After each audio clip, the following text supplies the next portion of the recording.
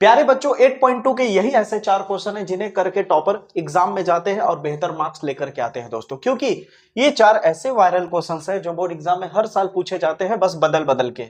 कभी ये आ जाएगा, कभी ये आ जाएगा, कभी ये, या फिर चौथा आ जाएगा। अगर मैं इन चारों में बताऊं तो चौथा सबसे ज्यादा बार एग्जाम में पूछा गया प्रश्न है दोस्तों, जो कि मैं आपको लास्ट में बताऊंगा। तो वीडियो को पूरा अंत तक देखिएगा, बिना भगाए देखिएगा, आपको वीडियो जरूर पसंद आएगा दोस्तों, क्योंकि कम से कम समय में बेहतर तरीके के साथ आपको पूरे क्वेश्चंस कैसे करने हैं समझा दूंगा। तो आइए बिना देर किए शुरुआत करते हैं पहले क्वेश्चंस की। तो आइए दोस्तों पहले क्वेश्चंस को सॉल्व करते हैं। तो क्या कह रहा है पहला question, 2 tan square 45 plus cos square 30 minus sine square 60 है। तो इसका मान बताना है क्या होगा, यानी इसे हल करना है कुल मिला के। तो करना क्या है, देखिए यहां आपके पास क्या दिया है 2, तो 2 लिख दीजिए। बीच में मल्टीप्लाई है तो मल्टीप्लाई लगा दीजिए। फिर tan 45 है, स्क्वायर अभी भूल जाइए थोड़ी देर के लिए, कितना है tan 45। tan 45 का मान होता है मेरे भाइयों 1, और ऊपर में स्क्वायर है इसलिए यहां हम भी क्या लगा देंगे, स्क्वायर। यहां तक आपको समझ में आ रहा होगा। फिर क्या है प्लस, यहां लगा दिया प्लस cos 30। cos 30 का मान होता है दोस्तों याद रखिएगा √3/2 होता है, और स्क्वायर की वजह से स्क्वायर हो जाएगा। माइनस साइन 60 है, साइन 60 का मान होता है √3/2, स्क्वायर की वजह से स्क्वायर।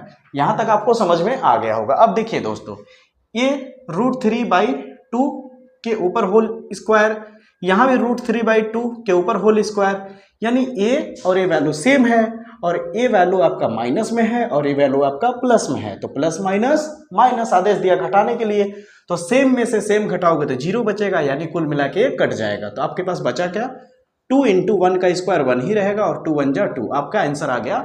कितना आसान तरीके से। अगर आपको दोस्तों ट्रिग्नोमेट्रिक टेबल के वैल्यू अच्छे से तैयार नहीं होंगे तो आपको वीडियो के एंड स्क्रीन में मेरा एक बेहतरीन सा वीडियो है जहां मैंने ट्रिक से समझाया है कि ट्रिग्नोमेट्रिक टेबल कैसे तैयार करें। अगर आप उसे अच्छे से तैयार कर लेते हैं तो आप भी इसी तरह से बिना रटे वैल्यू को लिख पाएंगे। तो आइए दूसरे क्वेश्चन की तरफ चलते हैं। सेकंड क्वेश्चन जितना देखने में बड़ा लग रहा है उतना ही ठुसकी बम है दोस्तों, एकदम इजी है, बहुत ही मजा आएगा आपको समझने में। देखिए बस जैसे कह रहा हूं समझते जाइए। वैल्यू पुटअप करिए पहले। जब इसे हल करेंगे तो सबसे पहले आपको वैल्यू देखिए अच्छे से पता होना चाहिए, रटना नहीं है वैल्यू, आपको तरीका पता होना चाहिए, जो कि मैंने बोला कि ट्रिग्नोमेट्रिक टेबल में आपको मैंने सिखाया, वहां जरूर देखिएगा। तो यहाँ पे क्या है दोस्तों, 5 × cos 60 का वैल्यू होता है 1/2, स्क्वायर की वजह से स्क्वायर, प्लस 4, फिर बीच में कुछ नहीं तो मल्टीप्लाई लगा दीजिएगा। sec 30 का मान होता है दोस्तों 2/√3, स्क्वायर की वजह से स्क्वायर, माइनस tan 45 तो पता ही है, अभी जस्ट मैंने बताया 1 होता है। ज्यादातर क्या होता है दोस्तों कि अगर आप क्वेश्चन लगाते रहते हो लगातार ना, तो आपको रटने की जरूरत भी नहीं पड़ती, फार्मूले प्रैक्टिस में आ जाता है। जैसे अब tan 45 बार बार 1 आ रहा है तो आपके दिमाग में चल गया होगा कि tan 45 1 होता है, ठीक है। उसी तरह sin 30 का वैल्यू होता है दोस्तों 1/2, स्क्वायर की वजह से स्क्वायर, प्लस cos 30 का वैल्यू होता है दोस्तों √3/2, स्क्वायर की वजह से स्क्वायर। यहां तक एकदम बेहतरीन तरीके से समझ आ गया होगा। अब देखिए क्या करना है, इसको बस हल करेंगे आंसर आ जाएगा। क्या हो जाएगा देखिए, 5 × 1/2 का स्क्वायर है तो कितना हो जाएगा 1/4 हो जाएगा, क्योंकि ये 1, ये स्क्वायर जो है 1 पे भी है, स्क्वायर जो है 2 पे भी है। तो 1 पे स्क्वायर क्या होगा, 1 पे स्क्वायर 1 ही होगा ना, लेकिन 2 पे स्क्वायर जो होगा वो क्या हो जाएगा 4 हो जाएगा, प्लस 4 × 2 पे स्क्वायर 4 हो जाएगा, इंटू स्क्वायर को जैसे रूट हट जाता है केवल 3 बचेगा, माइनस 1 का स्क्वायर 1 ही रहेगा।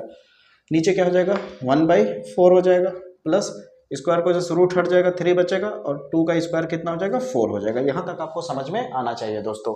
अब इसके बाद क्या करेंगे देखिए, अब इसका नॉर्मल गुणा कर देंगे, 5 एकम 5/4 हो जाएगा, फिर प्लस 4 चौक 16/3 हो जाएगा, फिर माइनस 1, और नीचे में क्या है दोस्तों 1/4 प्लस 3/4। अब ऊपर में दोस्तों आप चाहे तो एलसीएम लेके भी हल कर सकते हैं, लेकिन मैं इसे अलग तरीके से कर रहा हूं। पहले इन दोनों को हल करूंगा, जो भी आंसर आएगा उसके साथ इसको जोड़ दूंगा। देखिए यहाँ पे साइड में कर रहा हूँ, 16/3 है, फिर माइनस 1 है। अब इसे हल करें, नीचे कुछ नहीं तो 1 है, 16 एकम 16 माइनस 3 एकम 3, 3 एकम 3, 16 में से 3 गया 13/3, कितना आ गया दोस्तों 13/3, यानी इस पूरे के जगह पे मैं क्या लिख सकता हूँ 13/3। ध्यान रखिएगा। तो हमारे पास क्या आ गया 5/4 प्लस 13/3, और नीचे में क्या है दोस्तों देखिए, यहाँ पे नीचे में क्या आपके पास, यहाँ हल कर देता हूँ 1/4 प्लस 3/4। अब आपको पता ही होगा जब बटे के नीचे दोनों सेम होते हैं तो उसे एक बार नीचे उतार लिया जाता है नॉर्मल, और ऊपर में जो होता है उसे उतारते हैं 1 + 3। तो 1 + 3 करेंगे तो कितना हो जाएगा 4/4 आ जाएगा, यानी इसे हल करने पर कितना आ जाएगा दोस्तों 4/4 4 आ जाएगा। इतना आपको समझ में आ गया होगा। उसके बाद क्या करेंगे, इसे सॉल्व करते हैं। 3 पचे 15 प्लस, तो 13 चौके आपका क्या हो जाएगा दोस्तों 52 हो जाएगा, और नीचे में क्या हो जाएगा 4 तिहाई 12, और नीचे क्या बचा दोस्तों 4 से 4 कट जाएगा तो 1 बचा। 1 लिखने की कोई जरूरत होती नहीं, इसलिए इसे हटा देता हूं मैं, ठीक है। अब 52 और 15 जोड़ दीजिए, कितना हो जाएगा 52 15 हो जाएगा, 2 और 5 7 हो जाएगा, 5 और 1 6 हो जाएगा, नीचे में 12। ये आपका आंसर। देखा दोस्तों, मैंने कहा था ना कि देखने में सवाल बहुत ही बड़ा है लेकिन है बहुत ही एकदम पिद्दी सा। आइए दोस्तों तीसरे क्वेश्चन की तरफ चलते हैं। तो आइए दोस्तों तीसरे क्वेश्चन को समझते हैं। यहाँ पे क्या दिया है, cos 45 बटे sec 30 प्लस cos 31 का मान बताइए क्या होगा। तो cos 45 आप पता होगा आपको होता है 1/√2। नीचे में क्या है दोस्तों हमारे पास sec 30 अभी जस्ट यूज किया था मैंने, क्या था 2/√3, ध्यान है आपको, प्लस cosec 30 का वैल्यू देखिए, जो sin 30 का वैल्यू होता है ना 1/2, उसको पलट देंगे तो cosec 30 हो जाएगा, यानी 2 आ जाएगा आपका। cosec 30 का वैल्यू क्या होता है 2। अब नीचे कुछ नहीं तो 1 समझ लीजिए। अब इसे हल करिए, ऊपर वाला जैसा वैसा रहने दीजिए, नीचे वाले को हल करिए तो क्या हो जाएगा, 1 का 2 से गुणा करेंगे 2 हो जाएगा, प्लस √3 का 2 से गुणा करेंगे 2√3 हो जाएगा। क्यों, क्योंकि √3 का अंदर में गुणा नहीं होता है, क्योंकि ये बाहर है और ये रूट के अंदर है 3, इसलिए गुणा नहीं कर सकते, इसलिए 2 बाहर आ जाएगा, ठीक ना यहाँ पे।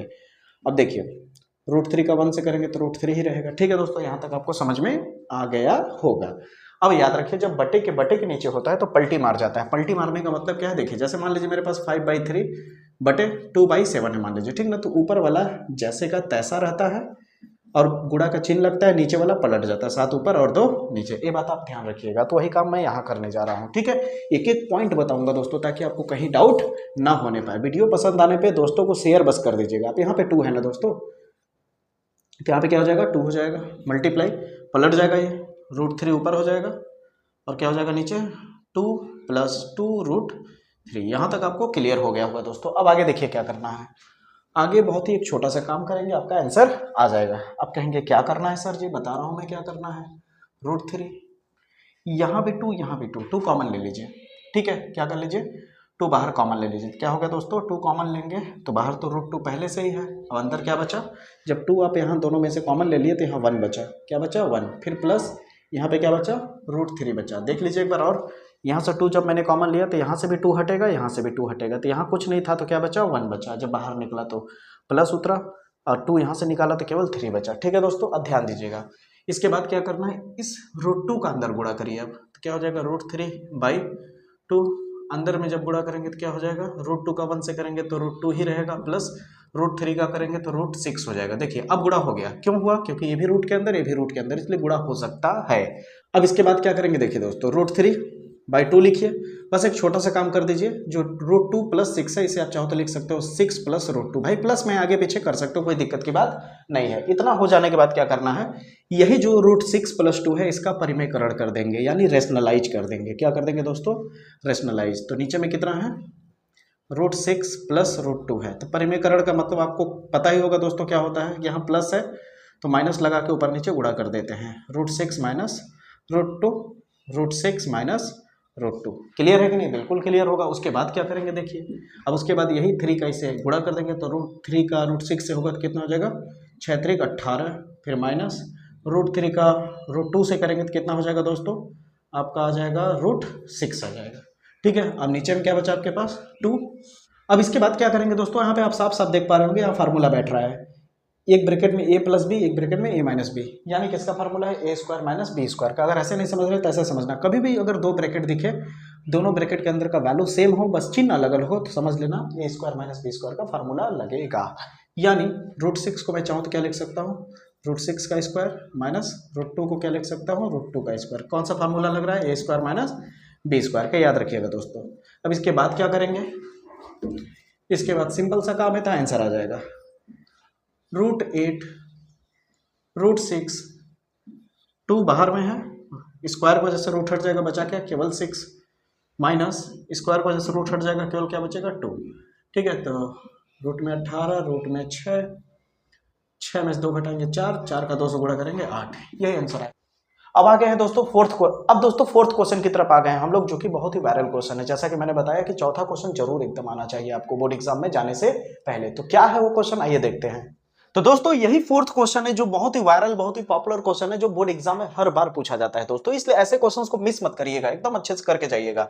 मैं यहाँ पे एकदम आसान तरीके से आपको समझा देता हूँ। तो चौथे क्वेश्चन में क्या कह रहा है, यदि टेन ए प्लस बी बराबर √3 और टेन ए माइनस बी बराबर 1/√3 है, ये जो तामझाम आपको दिया है इसका कोई यूज नहीं है सवाल के बीच में, ठीक है। बस यहाँ पे इंस्ट्रक्शन दिया है कि जो ए और बी का वैल्यू है वो जब जोड़ोगे तो 0 से ज्यादा आएगा, 90 के बराबर या 90 से कम हो सकता है, ए का मान हमेशा बी से बड़ा होगा जब आंसर लाओगे तो। ये एक इंस्ट्रक्शन है, ठीक है ना, यहाँ पे इसका कोई यूज नहीं है, ठीक है। अब यहाँ पे ध्यान दीजिए, तो हमारे पास क्या क्या दिया है, 10a प्लस बी बराबर क्या है, √3।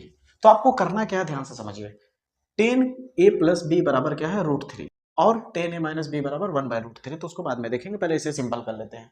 तो यहाँ पे करना क्या है दोस्तों, ऐसे सवालों में कि 10 वाले लाइन में देखिए आपको करना क्या है, 10 वाले लाइन में जाकर चेक करना है कि √3 कहाँ मिलेगा। तो 10 वाले लाइन में √3 60 पे मिलता है, कहाँ मिलता है, 60 पे। तो आप इसे लिख सकते हो, √3 हटा के 10 60, 10 से 10 कट जाएगा, बराबर के इधर उधर में है, तो बचा क्या, a प्लस बी बराबर 60। इसे मान लीजिएगा समीकरण नंबर 1।